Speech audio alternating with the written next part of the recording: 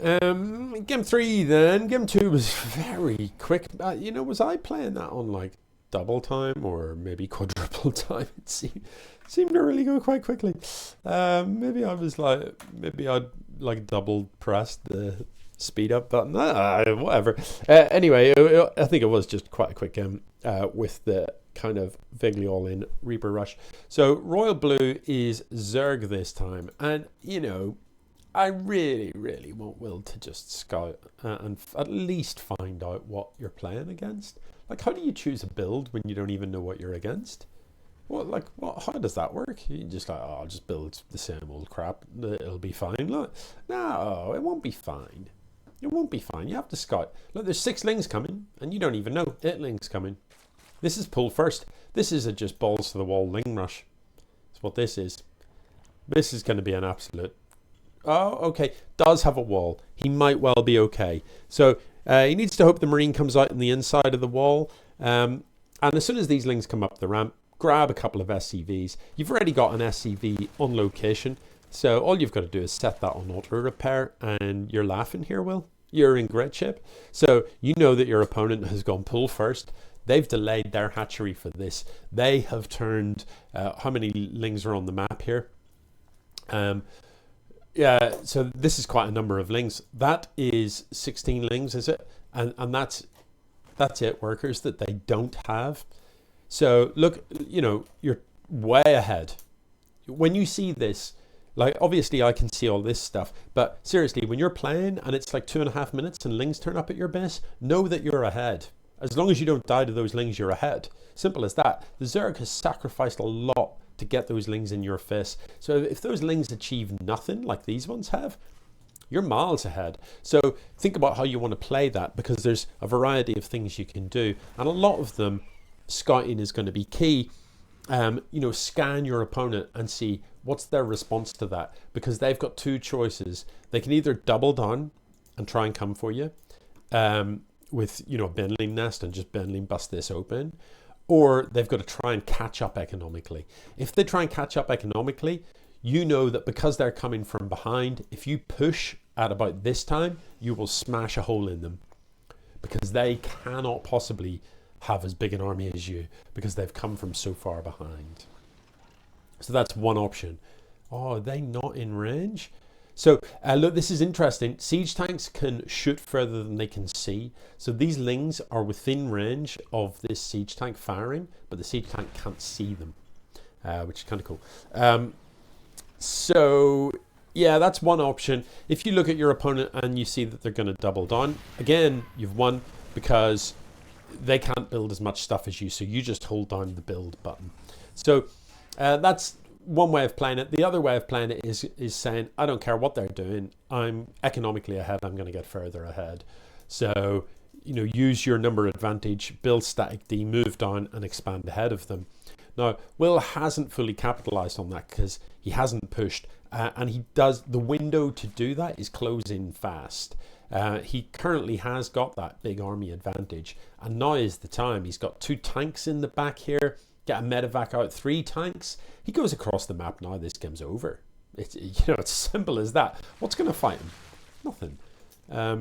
Okay, now that there's a lot of Benlings, that makes it much, much more fiddly. You have to be cagey with your push forward, but like 3 siege tanks in the back, a bit of stutter step in. Has he got stim?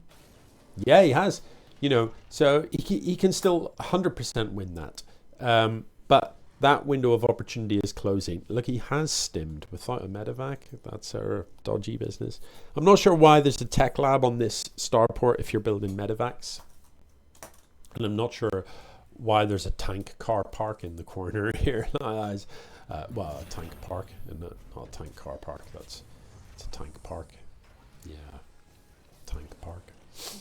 Anyway, he's shoring up his defenses. There's going to be a big Benling bus coming in. If these tanks are sieged, this is great for Will. If they're unsieged, this is death. Siege up the tanks.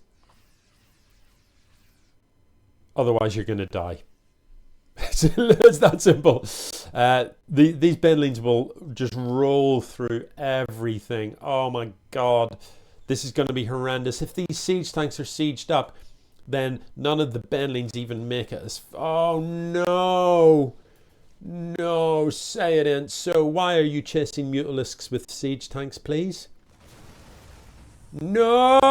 Oh, no! Oh, oh, oh. That is absolutely horrible. All right. So if the siege tanks are sieged up, he's in great shape. If he's behind this wall, he's in good shape because it costs so many Benlings to blow up the wall, taking siege tank fire. If he's in open ground, moving out, no. Oh, jeez, it's the worst.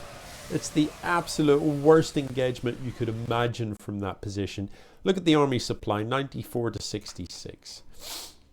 97 to 66. All right.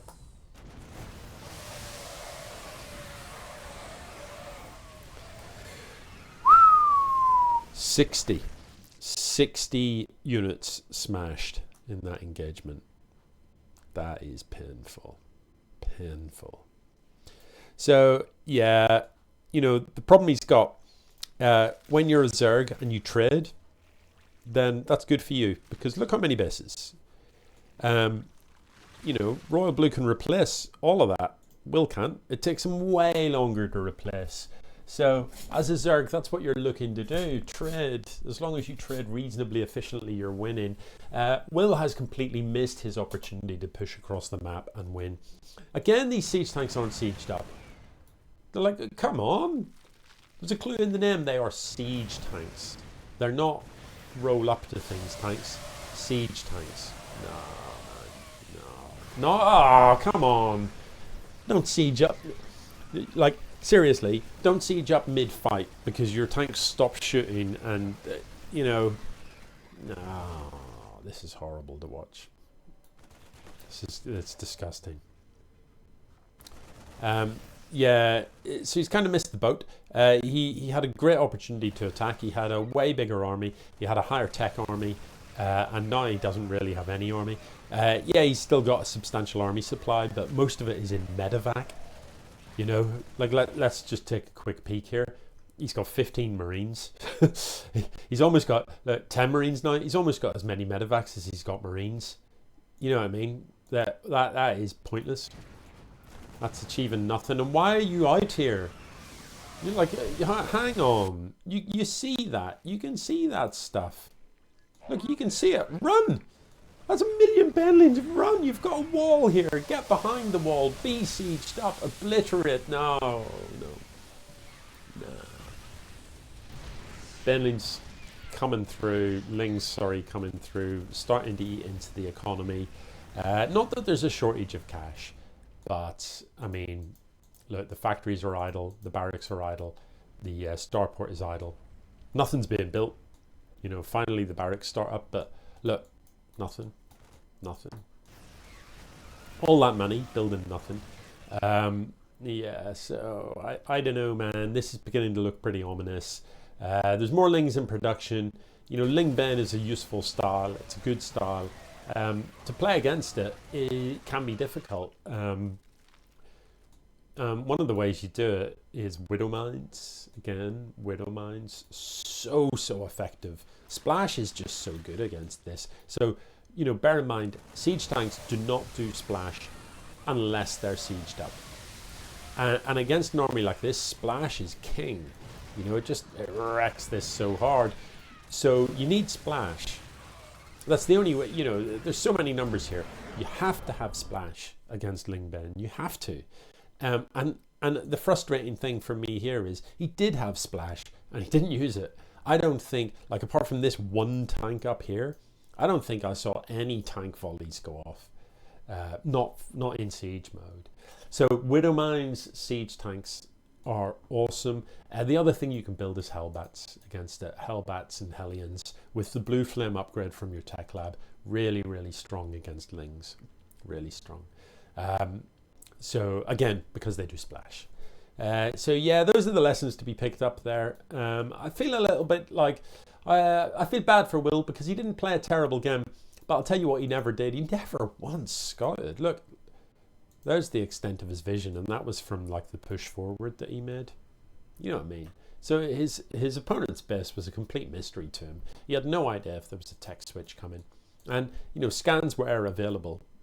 The whole while scans were available, weren't they? So he could have scanned and seen the Greater Spire is a big giveaway. There's Broodlords coming. Yeah. So I find the lack of scouting slightly unforgivable. And, you know, if we were to rewind this to the 4-minute mark, a quick scan would have verified that you can click across the map and win, because you'd look at your own army and you'd look at your opponent's army and be like, oh, hang on, I've got way more than that. I just win this. And you would have. Anyway, it's not what happened. So RoyalBlu goes 3-0. GG.